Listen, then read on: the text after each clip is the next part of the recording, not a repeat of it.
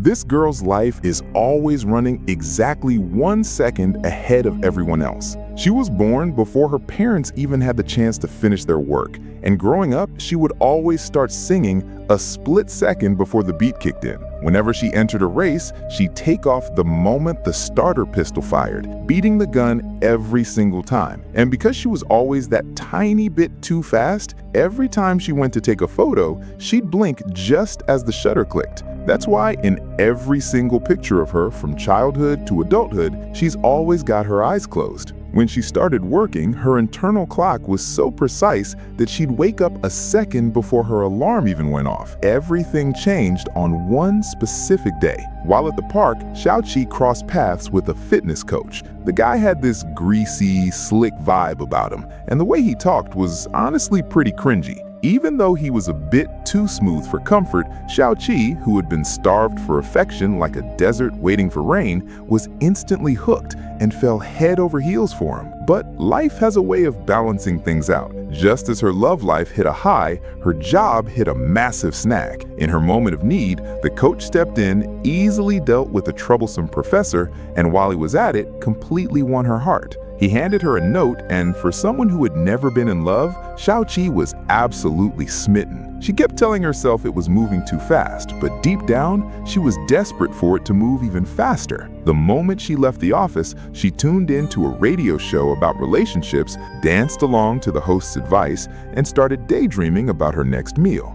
Just as she'd hoped, the coach's romantic charm offensive went into overdrive. He showed up with a love-filled lunchbox, and just one bite was enough to send her into a state of pure bliss. That night, they went to the movies as planned. Xiao Qi was her usual fast-paced self, finishing her popcorn before anyone else and laughing at the jokes before they even landed, which admittedly spooked the coach a little. But he stayed cool. It wasn't because he loved her, he was actually a total con artist. He kept up the polite act and patiently spun a heartbreaking backstory about his past, claiming he just wanted a happy family. Simple, naive Xiao Qi didn't suspect a thing, she just felt bad for him. Then the guy pivoted and revealed the real reason he was getting close to her. He claimed his 5-year-old daughter, Xing, was in the hospital with a congenital heart defect and needed an expensive surgery. His true colors were finally showing, but the clueless Xiao Qi still didn't get it. Instead, she started brainstorming ways to help him. It was clearly a lucrative opportunity, and even the scammer was on board. They shared a smile, and the next day, they locked in their plan to enter a competition together. After heading home, Xiao Qi felt like the world was spinning. It was like a truckload of happiness had just smashed through all her misery. She called the radio host to share her joy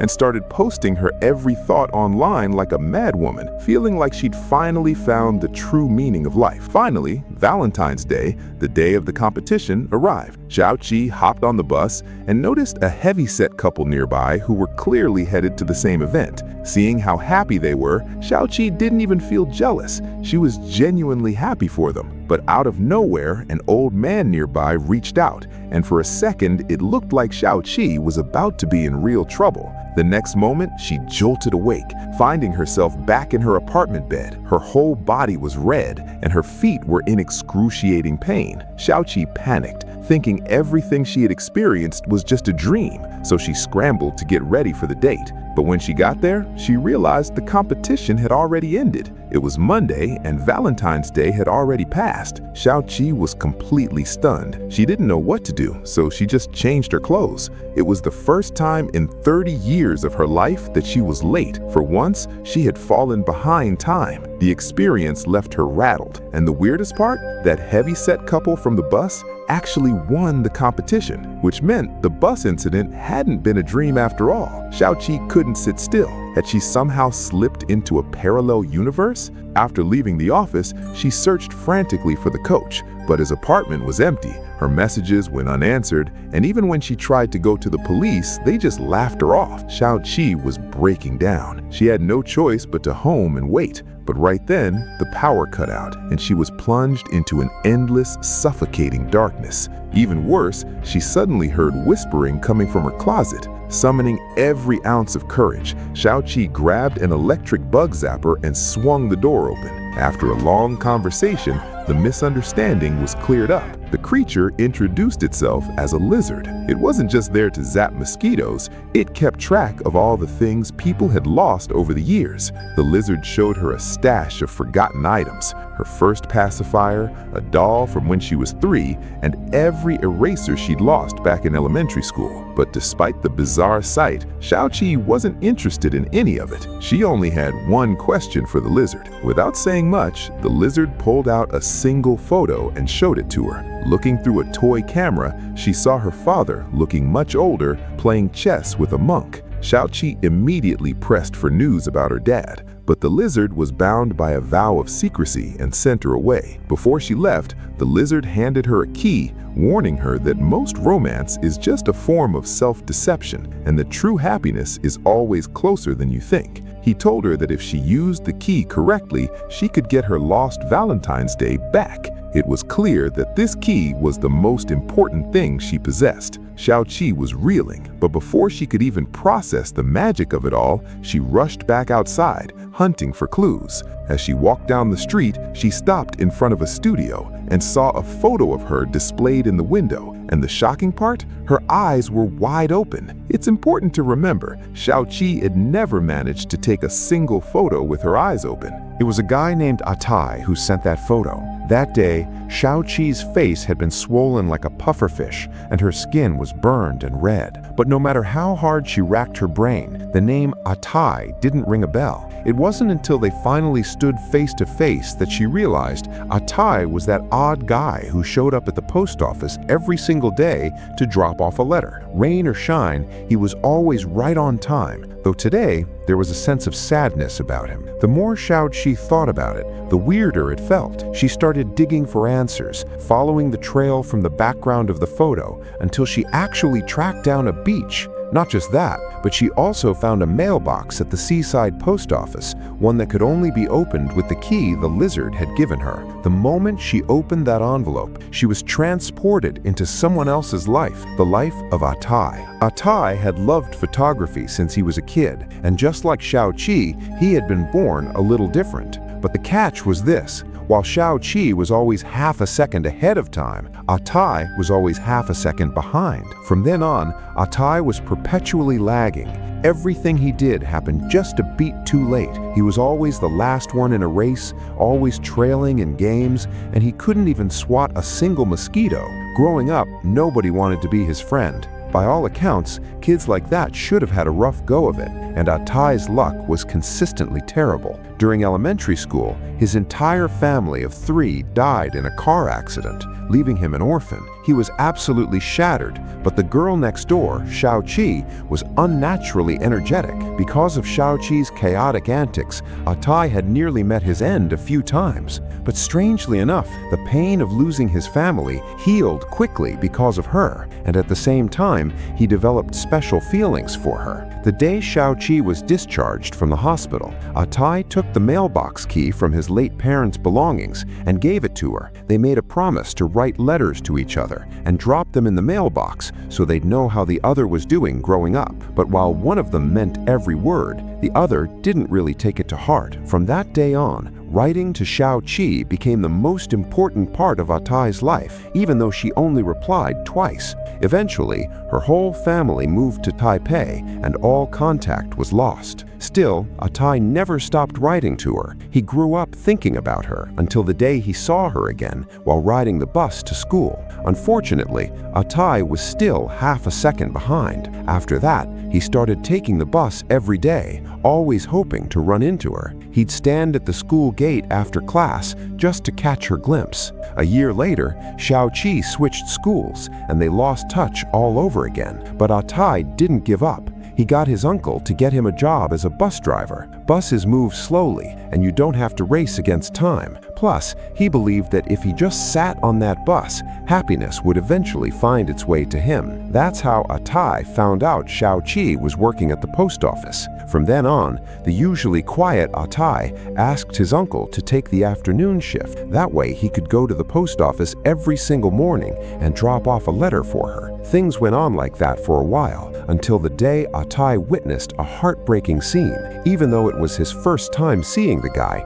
he just knew the coach was bad news, and he was right. The coach was undeniably a scum. A-Tai immediately grabbed his electric bike and followed them, spotting the coach in a compromising position with a wealthy woman. When she left, the woman gave him a lunchbox, but the coach handed that very gift to Xiao Qi, deceiving her completely. Seeing this, A-Tai couldn't sit still. He stopped eating and started tracking the con man's every move, losing all interest in his own life. A-Tai even started using his bus to follow the two of them, and weirdly, his own work speed actually picked up. At the movie theater, Xiao Qi would start laughing before the punchline, and A-Tai would always laugh half a second after. It was an odd dynamic, but they actually seemed to fit together. After the movie ended the third time, A-Tai purposely picked them both up, wanting to see what their intentions were, but to his surprise, they were already getting cozy as they talked. Seeing things spiraling out of control,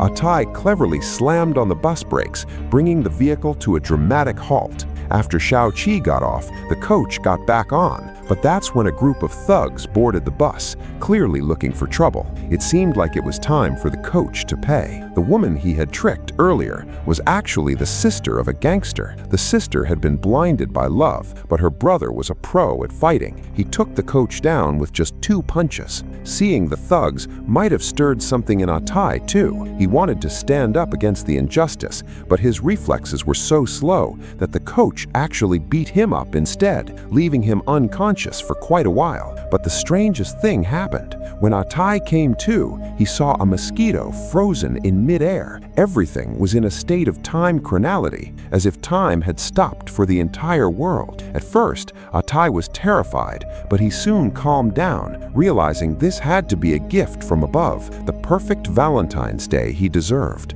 So A-Tai hopped on someone else's bike and took off. There were no obstacles on the road, and he easily found Xiao Qi's bus, and the scumbag got exactly what he deserved. So far, the journey had started just right. A-Tai wandered far down the path of memories, heading to the beach to take photos. Xiao Qi was like a quiet doll, staying perfectly still however A-Tai posed her. He finished his photos by the afternoon, satisfied that it had been a wonderful day. But A-Tai was greedy. He intentionally slowed the bus down, trying to hold on to the time. But just then, he spotted a strange man. While everyone else was frozen, this guy was the only one moving normally. A-Tai, curious, let him get on the bus. But as soon as he stepped on the bus, he locked eyes with Xiao Qi. It turned out to be Xiao Qi's father, another person just like A-Tai, someone who lived out of sync with time. At first, everything was fine, but as Xiao Qi grew up, her father felt like he was slowly becoming invisible, and even his wife stopped paying him any attention. In the end, her father decided to take his own life, but halfway there, Xiao Qi spotted him. Her dad lied, claiming he was just heading out to get some tofu pudding. The fast-paced Xiao Qi didn't catch on to his state of mind. She just asked him to grab a bowl for her on his way back.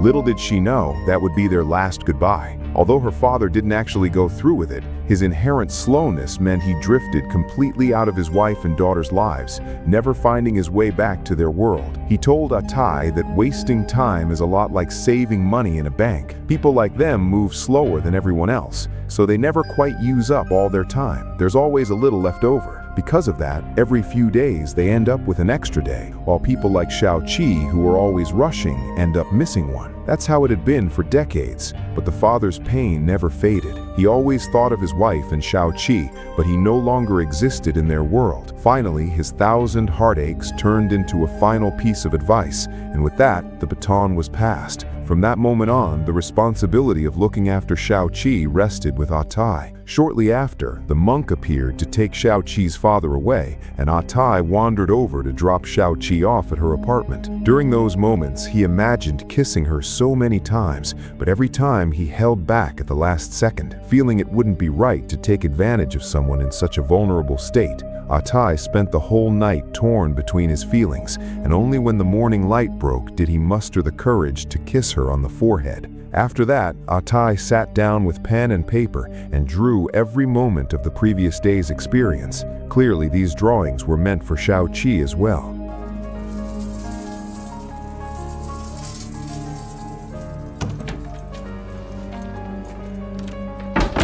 Then A-Tai stepped back out into the street, and everything returned to normal. The world started moving again. He went to a photo studio to get Xiao Qi's pictures developed, but she knew nothing about any of this. A-Tai remained locked in that one-sided game of love. He felt a bit down. Even though they were in the same world, Xiao Qi couldn't remember a thing. Still, he stayed calm and walked away, his body weary. Maybe like Xiao Qi's father, he should have just stepped aside when the time came. But before leaving, A-Tai kept his promise and brought a bowl of tofu pudding for her. From then on, A-Tai disappeared completely. In the meantime, Xiao Qi finally learned the truth. She began carrying all the emotions from A-Tai's heart, desperately searching for those small, fleeting moments she had overlooked for so long. She even went back to that seaside post office, waiting for a letter from A-Tai. But life is cruel and monotonous. The things we don't value in our daily lives often return to haunt us with the most pain later. Tomorrow is the next Valentine's Day. Xiao Qi is back to eating noodles in hiding, but the food tastes bitter, soaked in the tears she can't hold back. However, beyond her wildest imagination, a chance to breathe again appeared on that very day of old sorrows. It turns out A-Tai hadn't left her behind after all. He had been silently by her side the whole time. Xiao Qi couldn't contain her joy. She made sure to let A-Tai know, and just like before, A-Tai licked the stamp, sent that love letter to the one he held dear, and brought along that special gift of love. Missing Valentine, a 2020 film, tells a story of love that is both bizarre and simple. In the film, the young Xiao Qi is a lonely soul because she is always ahead of everyone else, leaving her no time to enjoy the beauty of the journey, and no one can reach the depths of her heart. Xiao Qi made her life's motto, "Love yourself, because there's no one else who will." Through her long suffering, Xiao Qi began to find various ways to save herself. On her way home from work, she would buy a fried fish and a bag of spices, and if the owner asked anything, she would babble nonsense as if she were a foreigner who didn't understand. It was a cheap way to buy a sense of security, but it wasn't enough. She would secretly swipe 3 postcards to pretend she was regularly traveling abroad, curating her social media profile to satisfy her pride and fill the void in her heart, even though the only person liking her posts was her mother back in the village. Xiao Qi was in a dark place, and her only lifeline was that con man coach. Even though it was all a lie, she jumped into it willingly. Yet she didn't know that there was another person in this world just like her. Much like Xiao Qi, A-Tai had lost so much. Because of his extreme slowness, his life had become a lonely island. No matter how rough the waves were on the outside, there was no way to change his internal state. Slowly, A-Tai accepted reality. He was completely out of sync with the world. Yet he held on to sweet memories that people would give anything to experience. But the problem was, these wonderful things were like expired food, things he should have enjoyed long ago. This story might seem like a romance, but it's really a story about making mistakes. Some people live so busily that they never look back, while others cling to memories of the past, but never find the courage to hold on to the present. And those mistakes create tragedies in every layer of life. Whether you're a day ahead or a day behind, the real point is, love yourself, because someone out there is destined to love you. Thanks for watching Classic Movies. If you liked it, don't forget to hit the like button. See you in the next part.